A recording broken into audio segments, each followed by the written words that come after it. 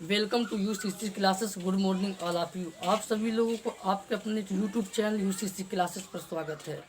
Guys, आज हम study करने वाले हैं इम्परेटिव सेंटेंस डायरेक्ट से इनडायरेक्ट कैसे बनाते हैं। तो गाइज, इससे पहले मैंने असर्टिव सेंटेंस, इंटरोगेटिव सेंटेंस पढ़ा चुका हूँ। यदि आप असर्टिव सेंटेंस वो पार्ट नहीं देखे हैं तो आप प्ले लिस्ट में जाकर देख सकते हैं। यदि आप मेरे चैनल पर पहली बार जुड़े हैं तो मेरे चैनल को सब्सक्राइब कर ले। सब्सक्राइब करने के बगल में एक बेल आइकन होगा, बेल आइकन दबाना ना भूलें, ताकि उससे क्या होता है, बेल आइकन दबाने से ये होता है कि इस चैनल पर जो भी वीडियो नया डाला जाएगा तो नोटिफिकेशन आपको टाइम से मिलेगी। तो गाइस, देखते हैं इम्परेटिव सेंटेंस क्या है। ये इम्परेटिव सेंटेंस वो सेंटेंस है जहाँ पर जिन सेंटेंसों में आज्ञा सूचक वाक्य, इन्हें आज्ञा सूचक वाक्य कहा जाता है। और डायरेक्ट जैसे इनडायरेक्ट स्पीच, रिपोर्टेड स्पीच जो होता है, यहाँ पर इम्परेटिव सेंटेंस जो है मेरा वो सेंटेंस है जब हम, जैसे आज हम आपके लिए एक खास ट्रिक लाए हैं। जो ट्रिक आपको अच्छी लगे तो लाइक करें और ज़्यादा से ज़्यादा अपने दोस्तों को शेयर करें। देखिए ट्रिक क्या है। ये ट्रिक है करो। ये ट्रिक है करो, इसको हिंदी में बोलते हैं करो। यदि आपको ये ट्रिक किसी यूट्यूबर ने बताया हो तो बहुत अच्छी बात, लेकिन हमें समझ में आता कि ये ट्रिक आपको कहीं नहीं पड़ी होगी यूट्यूब पर।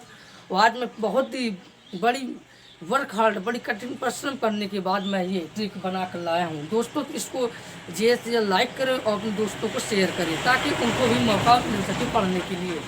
तो देखिए गाइस, करो का मतलब होता है सी से होता है कमांड, और ए से होता है एडवाइस, और आर से मीन्स होता है रिक्वेस्ट, ओ मीन्स होता है ऑर्डर। कमांड को गाइस हिंदी में बोलते हैं आदेश। कमांड को हिंदी में बोलते हैं आदेश, एडवाइस को बोलते हैं हिंदी में सलाह बोलते हैं, और रिक्वेस्ट को बोलते हैं विनती या प्रार्थना करना, विनती या प्रार्थना करना, और ऑर्डर को आदेश बोलते हैं। तो गाइस, मैंने इस कमांड मीन्स भी आदेश होता है, ऑर्डर मीन्स भी आदेश होता है। मुझे एक ट्रिक बनाने के लिए मैंने करो शब्द का प्रयोग ओ और जोड़ना पड़ा। तो गाइस, देखते हैं और कुछ खास नियम। और यदि आपने असर्टिव सेंटेंस नहीं देखे तो उनको जरूर देखिएगा जाकर, क्योंकि असर्टिव सेंटेंस का ही यहाँ पर जैसे थर्ड पर्सन और पर्सन नहीं पढ़े तो वो जरूर पढ़िएगा। तो उनको ज़रूरी है, तभी आपको यहाँ पर समझ में आएगा, नहीं बोरिंग महसूस होगी और आपको ऐसा लगेगा कि समझ नहीं आ रहा है। तो गाइस, देखते हैं इम्परेटिव सेंटेंस। इम्परेटिव सेंटेंस प्राय आदेश, ऑर्डर, आदेश, ऑर्डर, निर्देश, डायरेक्शन या कमांड, प्रार्थना या अनुरोध, इसको इंग्लिश में बोलते हैं रिक्वेस्ट, सुझाव, सजेशन, सलाह, एडवाइस का बोध होता है। ये आपका क्या कहलाता है, इम्परेटिव सेंटेंस कहलाता है। आपको याद करने की कुछ ज़रूरत नहीं है, आपको सिर्फ इतना देखिए, करो याद रखिएगा। करो में आदेश, सलाह, विनती या प्रार्थना करना, आदेश, जहाँ पे ये शब्द आए तो रिपोर्टेड स्पीच में तो आप समझ लीजिए कोई इम्परेटिव सेंटेंस है। और इम्परेटिव सेंटेंस में कुछ और खास नियम देखते हैं। रिपोर्टिंग वर्ब को tell, ask, order, command, request, suggest, advice, warn में बदल दें। वार्न मीन्स गाइड क्या होता है, चेतावनी देना, इनमें आप बदल सकते हैं। तो गाइड वार्न में चेतावनी देना, इनमें। अब मैं आपको एक बात और बताऊँ, यदि रिपोर्टेड स्पीच के भाव के अनुसार रिपोर्टिंग वर्ब को चेंज करते हैं। यदि रिपोर्टेड स्पीच, कुछ बच्चे ऐसे हैं जो कुछ सोच रहे हैं कि रिपोर्टेड स्पीच क्या होती है, रिपोर्टिंग वर्ब क्या होता है। तो मैंने पार्ट 1 में बेसिक चीज़ें बताई थी असर्टिव सेंटेंस में, तो आप वहाँ पर जाकर देख सकते हैं जाकर। और कि रिपोर्टिंग वर्ब किससे कहते हैं, कॉमन इन्वर्टेड कॉमा से लिखा जाने वाले भाग को रिपोर्टिंग वर्ब, और कॉमन इन्वर्टेड कॉमा के अंदर लिखे जाने वाले भाग को रिपोर्टेड स्पीच कहते हैं। और यहाँ पर रिपोर्टेड स्पीच के भाव के अनुसार ही रिपोर्टिंग वर्ब का चेंज करते हैं। तो गाइस, देखते हैं रूल नंबर 2। रूल नंबर 1 में ये था कि इनको हम रिपोर्टिंग वर्ब के भाव के, रिपोर्टेड स्पीच के भाव के अनुसार चेंज करेंगे। रूल नंबर 2 में क्या है, डायरेक्ट स्पीच। क्या डायरेक्ट स्पीच में रिपोर्टिंग वर्ब के बाद ऑब्जेक्ट रहे या ना रहे, ऑब्जेक्ट रहे या ना रहे, ये बहुत इम्पोर्टेंट कंसेप्ट है, वेरी मोस्ट इम्पोर्टेंट कंसेप्ट। यहाँ पर डायरेक्ट स्पीच में रिपोर्टिंग वर्ब के बाद ऑब्जेक्ट रहे या ना रहे, इनडायरेक्ट स्पीच में रिपोर्टिंग वर्ब के बाद ऑब्जेक्ट अवश्य दें। गाइड इसका मतलब ये है कि यदि रिपोर्टिंग वर्ब में ऑब्जेक्ट हो या ना हो, बट लेकिन हमें अपनी तरफ से एक ऑब्जेक्ट अवश्य देना पड़ेगा। जब हम आपको एग्जाम्पल की सहायता से समझाएंगे तो आपको सब क्लियर होगा। रूल नंबर 3 क्या है? प्लीज काइंडली शब्दों को हटा देते हैं। जैसे टीचर सेड टू मी, अध्यापक ने मुझसे कहा please give me a glass of water, कृपया एक गिलास पानी ले आए। तो इसलिए यहाँ पर प्लीज या काइंडली शब्दों को हटा देते हैं। फिर प्लीज या काइंडली शब्दों को हटा देते हैं। रूल नंबर 4 क्या है? कंजक्शन टू का यूज होता है। कंजक्शन टू लगाते हैं यहाँ पर। तो आपको मैंने असर्टिव सेंटेंस में कंजक्शन दैट लगाते हैं, और इंट्रोगेटिव सेंटेंस बताया था कंजक्शन इफ या वेदर का यूज होता है। यदि वाइफ फैमिली है तो वहाँ पर इफ या वेदर का यूज नहीं होता है। और ये आपका है इम्परेटिव सेंटेंस। इम्परेटिव सेंटेंस में कंजक्शन टू का यूज होता है। और गाइस इम्परेटिव सेंटेंस बहुत इंपॉर्टेंट सेंटेंस है। यदि इम्परेटिव सेंटेंस लेट से शुरू हो तो वहाँ पर टू का यूज नहीं करते हैं, वहाँ पर कंजक्शन दैट का यूज करते हैं। तो गाइस अभी ये फिलहाल ये देखते हैं, आगे बढ़ेंगे तो आपको बताएंगे।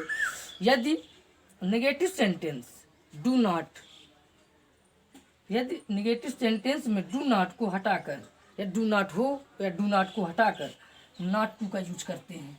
किसमें?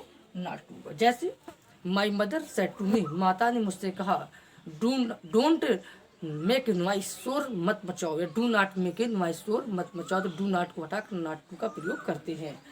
तो नोट एक है मेरा, नॉट टू के स्थान पर, नोट में क्या है? नॉट टू के स्थान पर आप फॉरवर्ड, फॉरवर्ड्स और फॉरवर्ड का यूज कर सकते हैं, यूज करते हैं।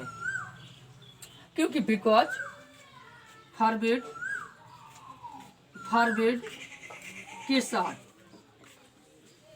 फॉरवर्ड के साथ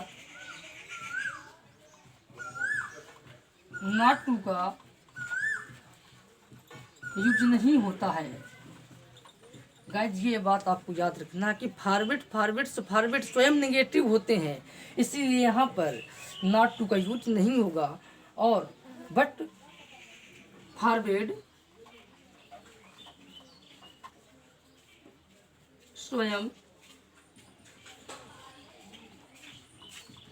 नेगेटिव होता है, स्वयं नेगेटिव होता है। तो गाइज यहाँ तक क्लियर होता है। एक एग्जाम्पल से देख लेते हैं रूल्स क्या, एग्जाम्पल्स क्या है।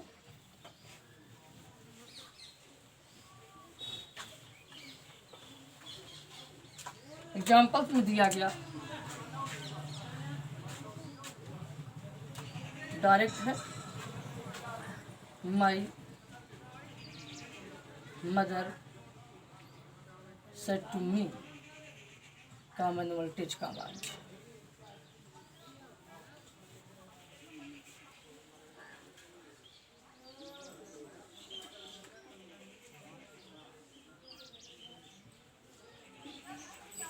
प्लीज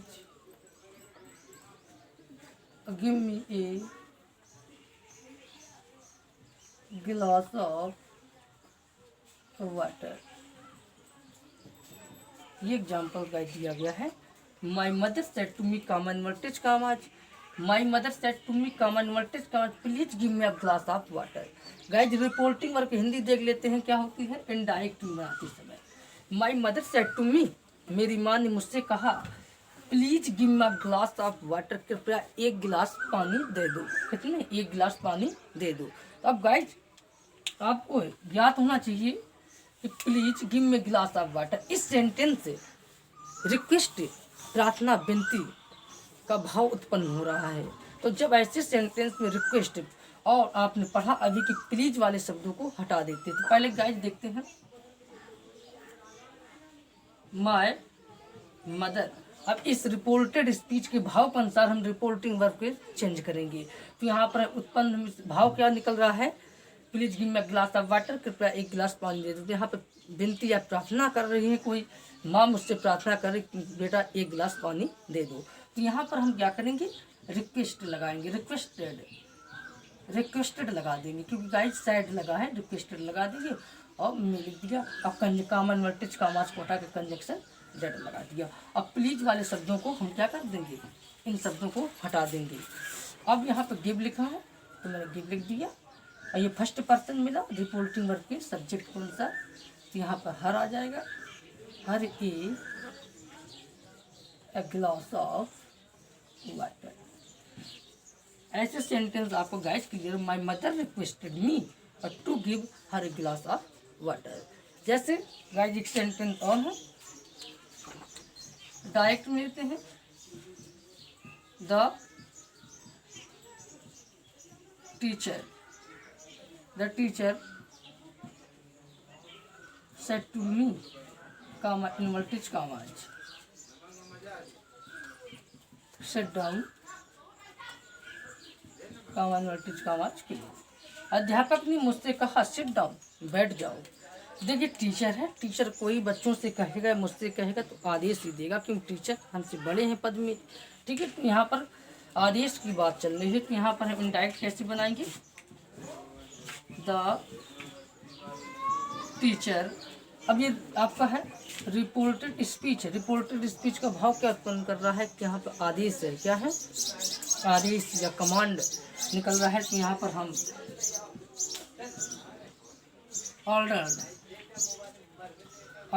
ऑर्डर्ड मी, या आप इसके स्थान पर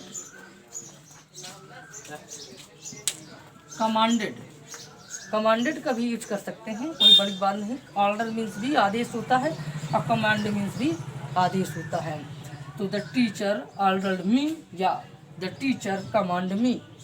बिकॉज कुछ बच्चे ये सोचते हैं कि सर ऑर्डर कहाँ से आ गया, क्योंकि गाइस रिपोर्टिंग वर्ब का भाव उत्पन्न हो रहा है कि सिट डाउन, कोई टीचर ने कहा सिट डाउन, बैठ जाओ, तो आदेश ही देगा कि बैठ जाओ भाई। तो यहाँ पर कामा इनवर्टेड कामाज को हटा कर कंजक्शन टू लगा दिया, और इस सेंटेंस में कुछ परिवर्तन नहीं करेंगे, जो करती हूँ लिख देंगे सिट डाउन। कोई पर्सन होता है चेंज करते, यहाँ पर कुछ चेंज करने की जरूरत नहीं है। आई होप, आशा करता हूँ आपको क्लियर हुआ होगा, और मिलते हैं आपको नेक्स्ट वीडियो में। थैंक्स, धन्यवाद, टेक केयर।